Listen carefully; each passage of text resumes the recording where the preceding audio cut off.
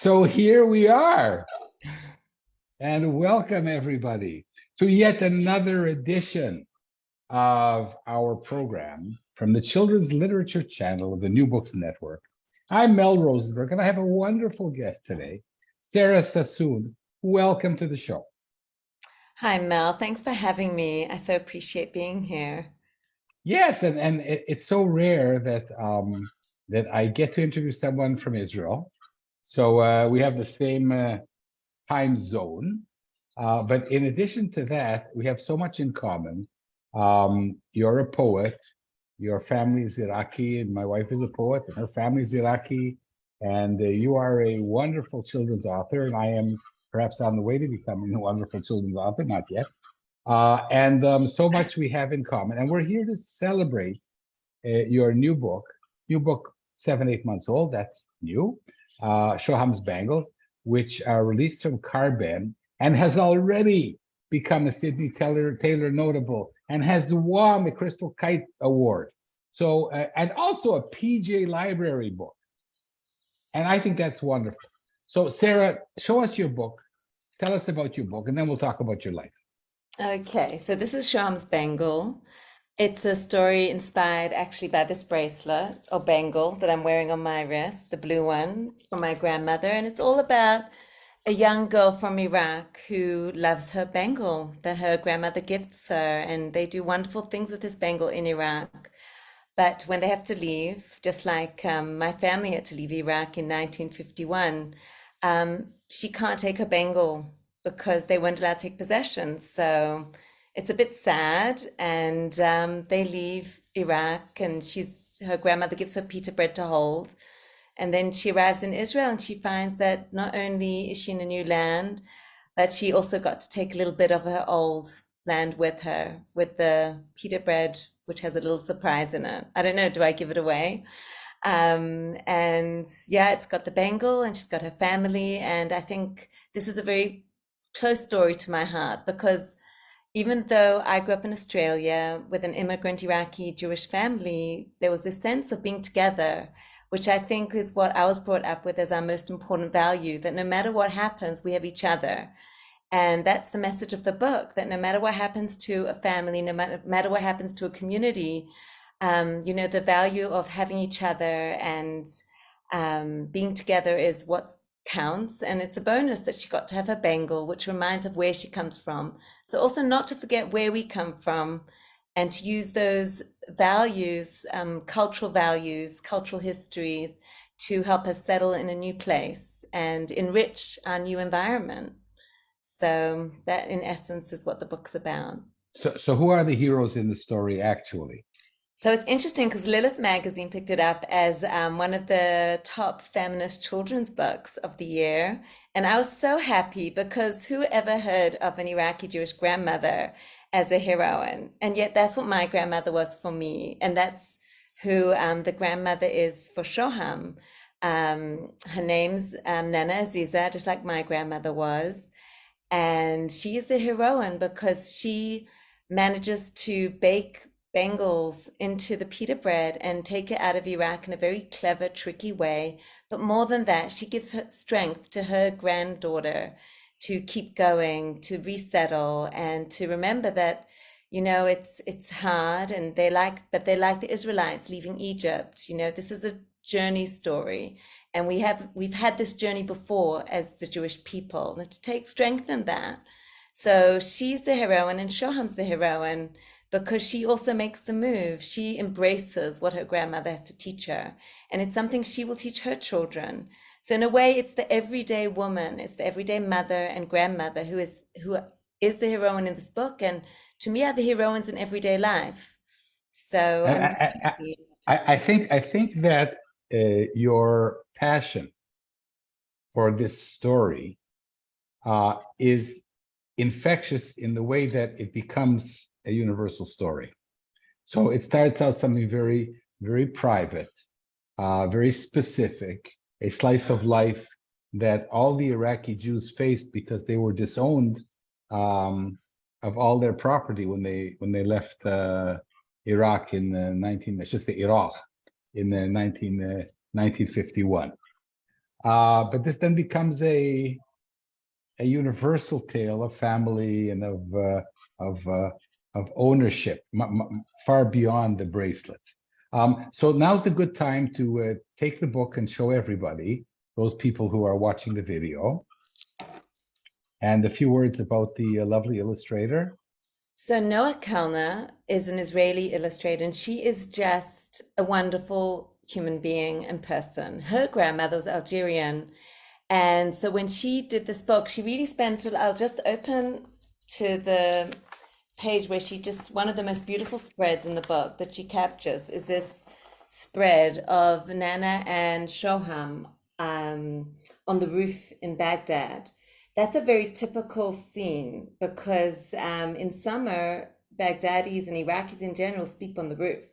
She captured details like that, which are historical and factual, so beautifully because she did all this research. And she went to her own family photos to really look and see what was life like in the 1950s, 1940s in for Jews in the Middle East.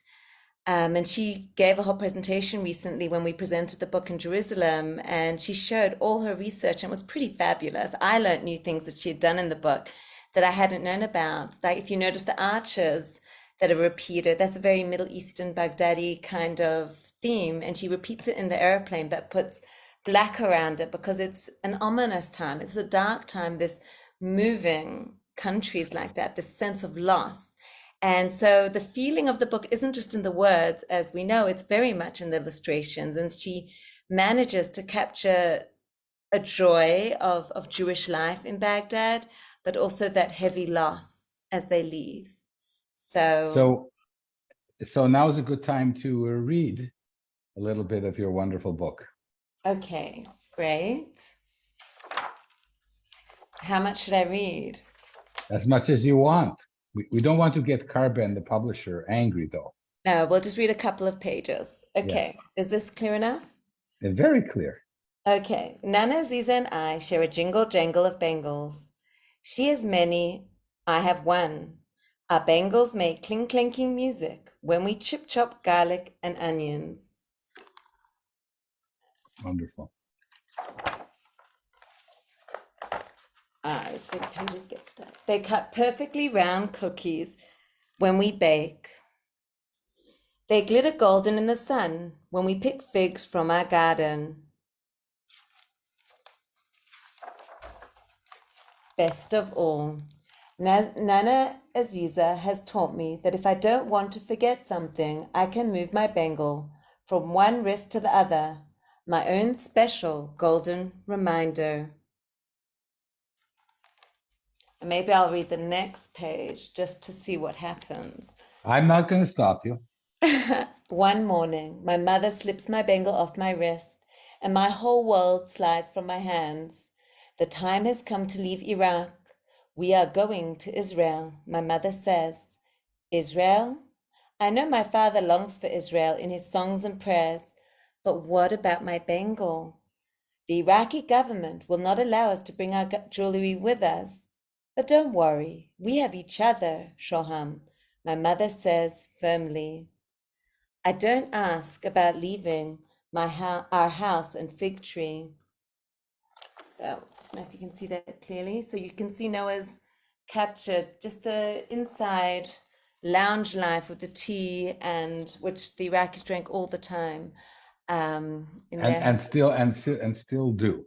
And still do. They actually, one of the jokes is when they came to Israel, if they didn't have tea in the Ma'bara, they would have definitely just returned. They would have no matter, even if they weren't allowed to return, they would have just left.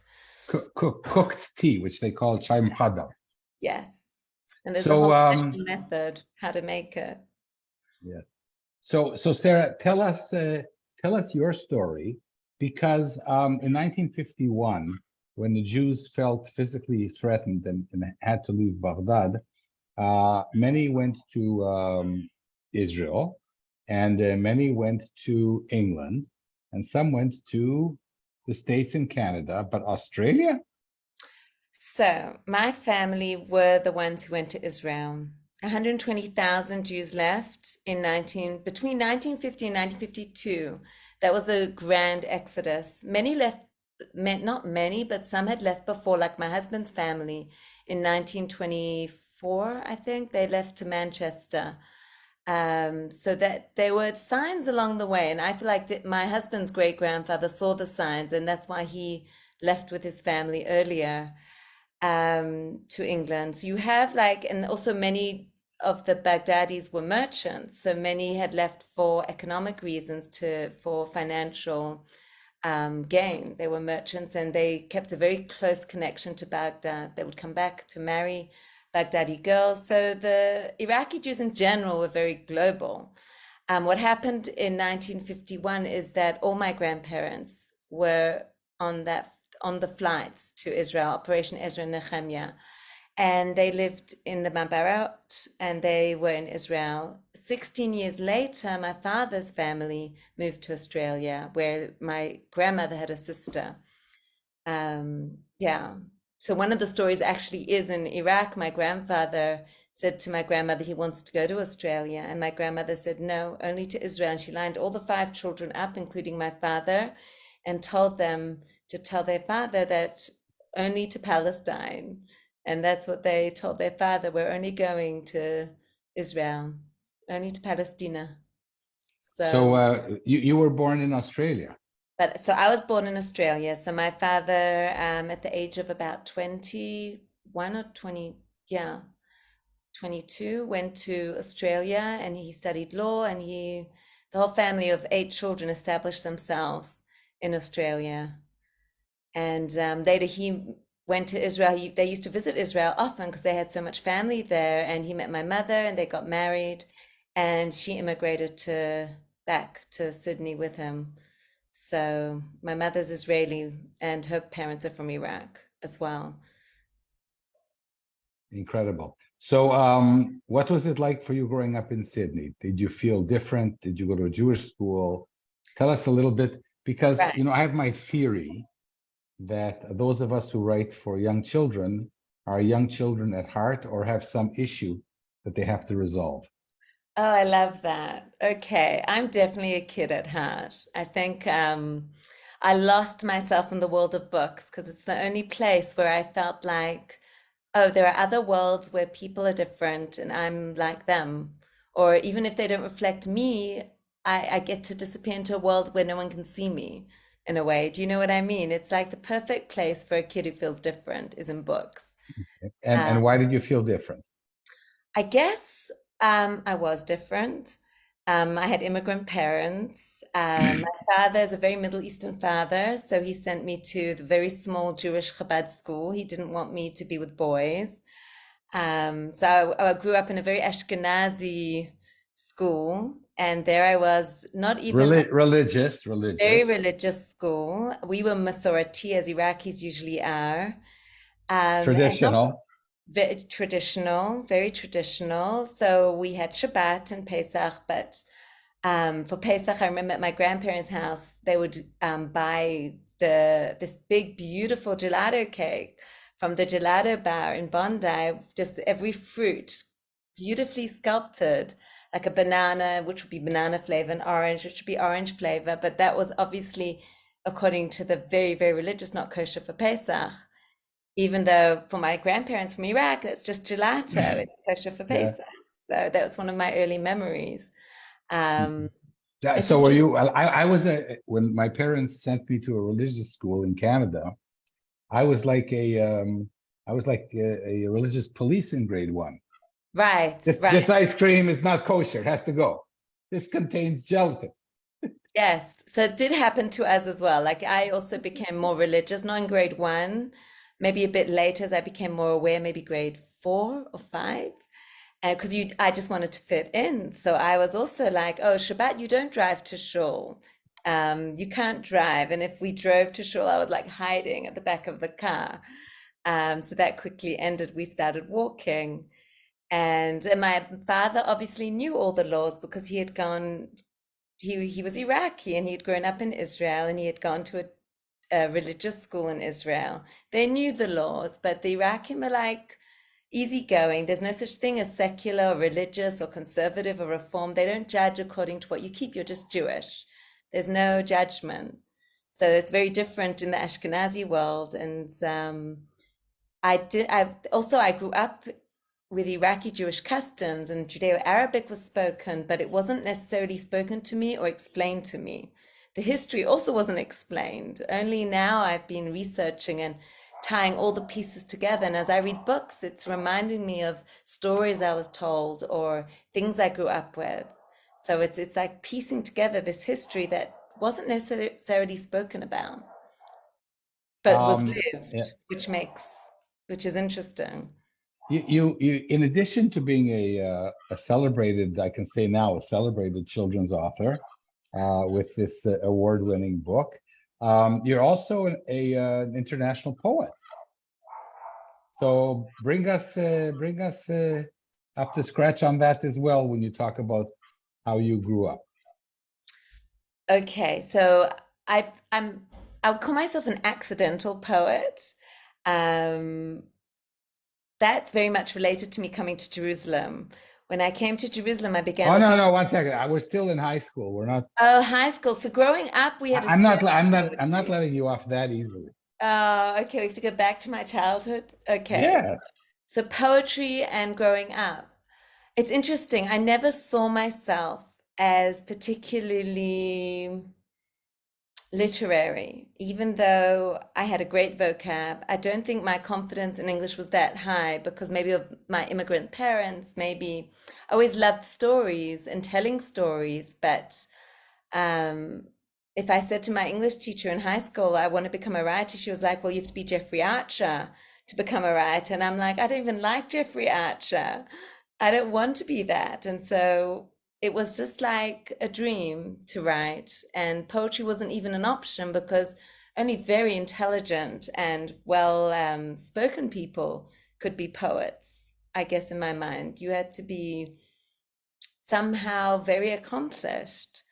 So poetry for me was always something beyond. I never expected to be a poet. I never understood poetry. It was not very well taught at my school either. Um, Did but you go to I did love Tanakh. I loved the Bible, which is Mhm. interesting. And in high school, you were in a secular or religious high school? Very small religious Chabad high school. I remind you, I have a Middle Eastern father. There was no way Wow. I was going to be allowed to go to an open, non-Jewish or co-ed high school. There was no way.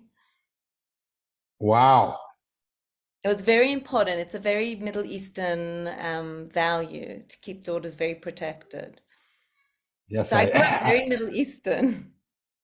that's for sure. So you finished high school in Chabad with this ultra Orthodox school and Yes. a traditional loving family. And then what happened? Then I went straight to university. So I was allowed to go to university, which feels like a miracle looking back. But I got into law, so my father was happy, and I ended up going to university. And interestingly enough, in Australia, you can't just do a straight LLB, you have to do a combined degree. So I ended up doing a BA law, and I gravitated towards the Jewish subjects. I ended up studying classical Hebrew, which is Bible studies basically, and Jewish history, Jewish civilization with some fabulous teachers. And it was a great experience because suddenly I was studying Tanakh or biblical studies with non-Jewish teachers, and I was learning Mm. things like about the Septuagint and just the background that you would not learn in a Chabad school. So whilst I had a wonderful Jewish education, this kind of broadened my Jewish education within the world. Shall I guess that you went to Monash, or that's ridiculous? No, I went to Sydney University. Okay. Yeah, Wow. And they teach all this there. yes, it was very Wow. impressive. It was Yes. fabulous. So you finished your degree and you're 20, 21 years old. Well, let's see. I've got a Middle Eastern father. What was I Mhm. meant to do? Get married. Exactly. So I was really good and I got married at 20 and I moved to South Africa because my husband was from South Africa. and I lived there for 14 years, and I had 4 boys. I was a really good girl. Okay. And you still are. And now we can talk about your growth into becoming a poet. Right. So coming to Jerusalem 8 years ago, I was looking for a writing community. My boys were bigger. I had more time on my hands. And I went to this is why everyone should go to writing workshops, poetry workshops, whatever's on offer. I went to a poetry workshop down the road in Jerusalem, and I really sucked in the poetry workshop. I just want to share that with everyone because it's true. I didn't do well, and I was okay with not doing well. Everyone's reading their work, and everyone got clapped, and I was like, read my 5 lines because I am a quick writer, and no one was very impressed. And I was okay with that because I didn't see myself as a poet. It was actually a poetry workshop. And after the workshop, everyone was talking and to each other, chatting. And I spoke to this lovely guy and said to him, "Do you know of any writing groups in Jerusalem?" And he said, "I don't have a writing group, but we do have a poetry group with a one space available." I'm like, "I don't write poetry. You could see I don't write poetry." And he's like, "No, no, come join us." And I had studied an honors course in Wits University in Johannesburg. So I had written a little bit of poetry, I'll be honest, a little bit. And it was actually a whole interview process in the end. I had to send my poetry, they had to accept me, they had to um, see if it worked within the group. And thank God it did work because it ended up being the best thing I ever did was join this poetry group. I fell in love with poetry. They put up with my not such good poetry to begin with, and they encouraged me to keep going. And there's nothing like being in a wonderful literary group where everyone's growing together. And they were a bit older than me and wiser and more with much more life experience. And it was just the best thing I've ever done. So through Ama them, ama I became a poet. Amazing. So I have to go back a little bit. So during the years when you were living in Johannesburg, which is a difficult place to raise 4 Jewish kids, um, were you working at the same time? Did you work as a lawyer? No, so I had to kind of give up my degree because moving place in law, I had to redo subjects, and I just wasn't happy to do that. I wasn't that passionate. I enjoyed it, but I wasn't passionate enough. I actually went more into Jewish education and What leaned did into you my. did you teach? Did you teach? What I kept you taught busy?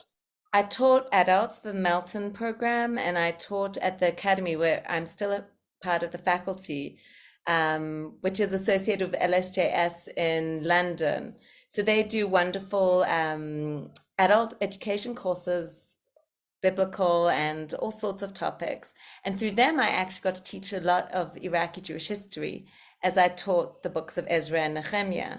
So that's like my passion to teach Tanakh and unite it with modern themes of what we're living through now.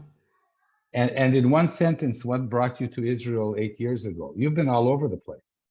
True. I just really felt um, if I didn't try and live in Israel at least once, um, I would regret it for the rest of my life. I just felt this is the place for Jews. It's a place where I belong.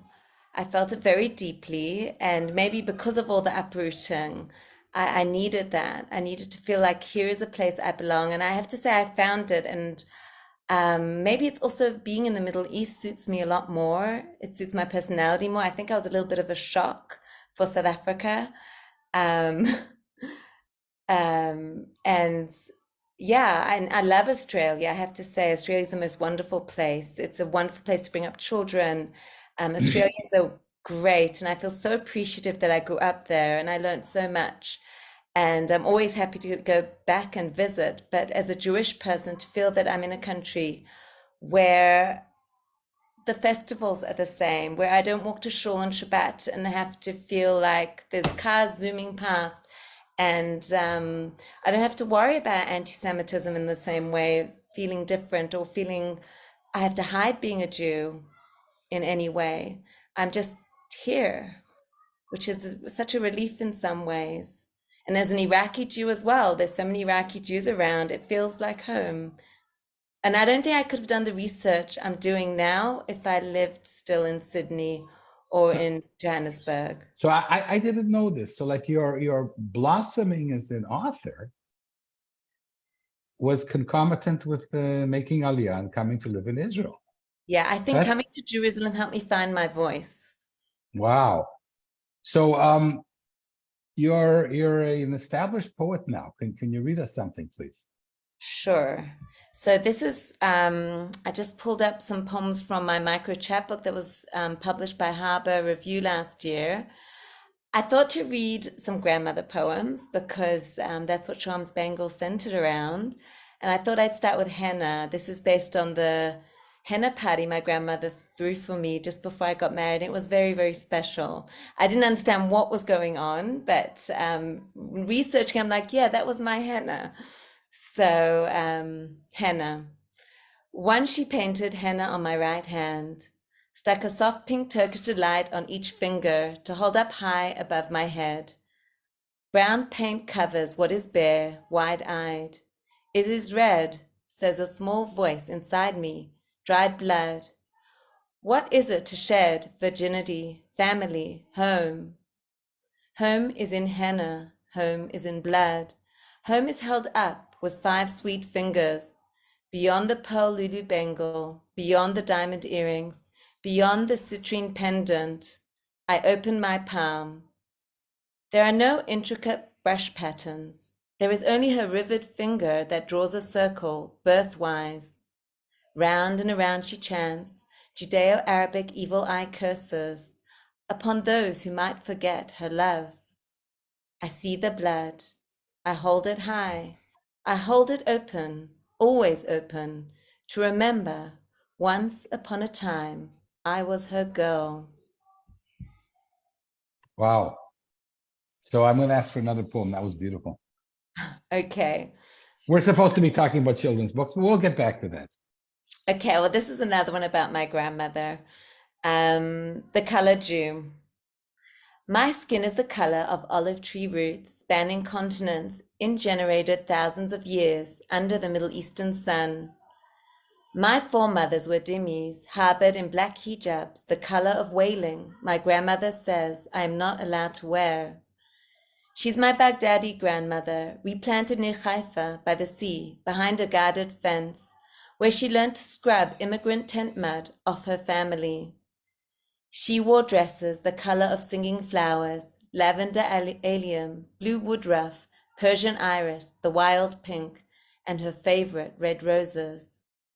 Today I picked a dandelion and blew its silvery seeds far over wild grass, never to forget my grandmother's 11th commandment, be happy. Wow. Beautiful. Thank you. That's wonderful, Sarah. Okay. So, wow. How did you break in as a traditionally published author? The odds being 1 in 5,000 against us. How did you succeed? Right. I think I'll share how I felt. In 2018 I went to the SCBWI New York conference. I wanted to visit my grandfather in LA, and I timed it so I could get to the conference. I just started writing children's manuscripts like a year before. I had heard of a cool story at Ulpan from a Korean student, and I thought it was such a fabulous story. I wanted to write into a children's story. So that got me into learning about children's stories, and I joined SCBWI Israel. And at the conference, I was like punching way beyond my weight to be at this conference with so many published authors, and also they were unpublished. And it was just a wonderful experience of meeting other authors and want to be authors, and realizing that all the publishers want, all an agent wants is a good story. So I left very humbled, but also knowing in me that I'm going to keep writing until I write that story. And so I did. And then when I wrote Shoham's Bangle, I'd always wanted to write about my grandmother's bangle that was gifted to me when she passed away. And the story just came out. And I'd always known I'd write about Iraq. And as soon as it was written, I like had the shivers, and I'm like, okay, this is the story. And I showed it to some friends, and they helped critique it and refine it. And then I sent it to Journey at Carben, and she picked it up right away. So I think it's just about knowing everyone has that at least one story in them, and you just need to refine your skills and believe in it and keep going as much as possible. So you had Karma with Carben. Yes, exactly. But you're not a one-trick pony, Sarah. You have two more books coming out that I know of, and a bunch in the works that I don't know of. So So can you yeah, can you I'm share? an obsessive writer. I've got way too many ideas, which is a good thing. But it's also about focusing and making sure they come into fruition, right? I guess, like you said, we're all kids at heart, all as children authors, and I really believe there's a story in everything. So whenever I have an idea, I go with it and see what comes from it. So the book that's coming out next year is also with Carben. It's called This Is Not a Challenge. And I really, really wanted to write about Tibet. But I also really, really, for those who don't know, Tibet is a traditional Shabbat dish. It's an Iraqi Jewish dish that Iraqis cook every Shabbat for lunch. And it's cooked overnight, just like cholent. So that's the One dish. second, but we have you're not going to believe this, but we have some listeners who aren't Jewish. Right. So cholent is the Ashkenazi Jews' Sabbath food, which is slow cooked overnight. And because I married into an Iraqi family, I know Tibet. It's a lot better than cholent. Right. So it's with chicken and rice, and it is, I also think it's better. But I'm biased, heavily, heavily biased. So I grew up with that, and it was very different. And I guess I wanted to write a book about growing up different in Australia. So I created a Shabbat challenge competition. And my character is, her name's Amira, and she enters to be into the challenge competition. And everyone's watching and they're like saying, this is not a challenge, as she and her grandmother make the challenge. So it's a very heartwarming book, and I was really pleased to set it in Sydney, Australia. And it's coming out Pesach next year, spring next year, and I think it's a fun book. It's much less heavy than Shoham's Bangle, but it just has an important message as well, which is to be brave about where we come from and to share the special dishes we have, the special cultures we come from, and they haven't survived um, the journey over the sea for no reason. So yeah, that's one of the books that's coming out next year, and please God more.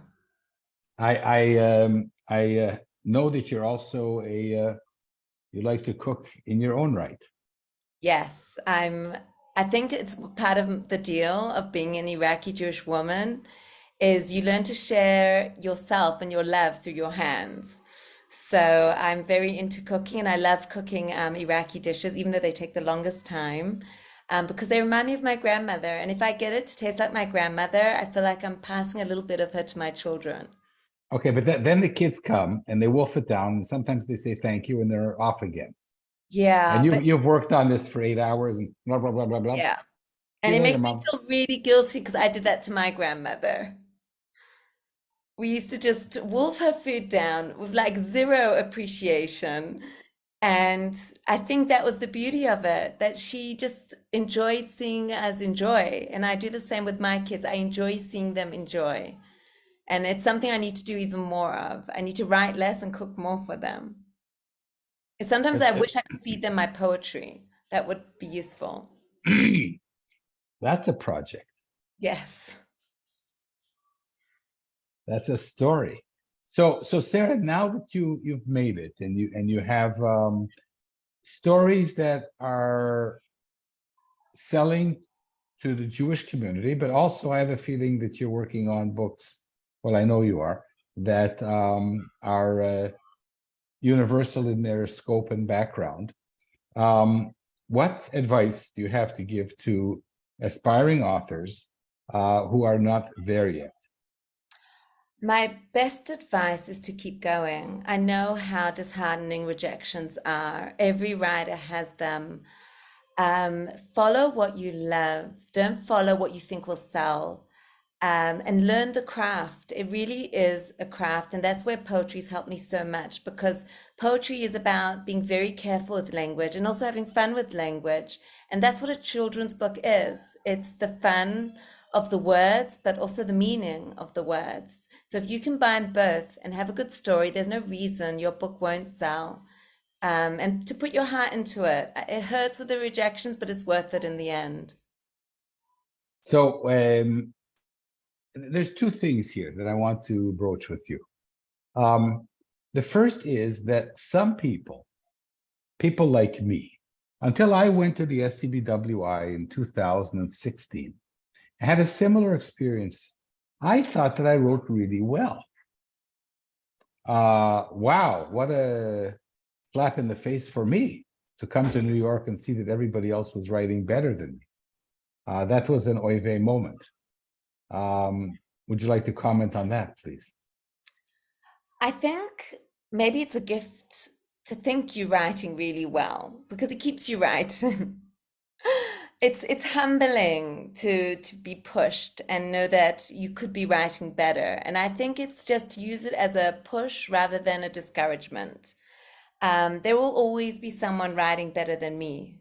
There will always be someone writing not as well as me, but I have to write as best as I can and keep pushing myself within my own limits. And that's what every writer has to do, to keep reading and writing and reading again. Reading, I was always told by other writers, read. That's one of the biggest advice you can receive as a writer, just read. And it's true, read, read, and read. Read everything, because you never know what's going to feed your next story. That's wonderful. So this has been an incredible discussion with the wonderful Sarah Sassoon. And your book is out in English, Shoham's Bangle, by Carben, published a few months ago, garnering award after award. And it's become a PJ library book, which means that tens of thousands go out to Jewish kids all over the world, and that's incredible. When are we going to see it here in Hebrew? As Sifriat Pajama, I would love to see it in Hebrew, not for me, but for all the Iraqi families here. Because I've had feedback from Middle Eastern families, not just Iraqi. They weep when they see the book because suddenly their story is seen. And that's one of the biggest issues that have come up, is that the Mizrahi culture and the Mizrahi story is not being told. And so I'm so pleased to have Shoham's Bangle to offer as a gift to anyone who wants to read about the Mizrahi Jewish experience.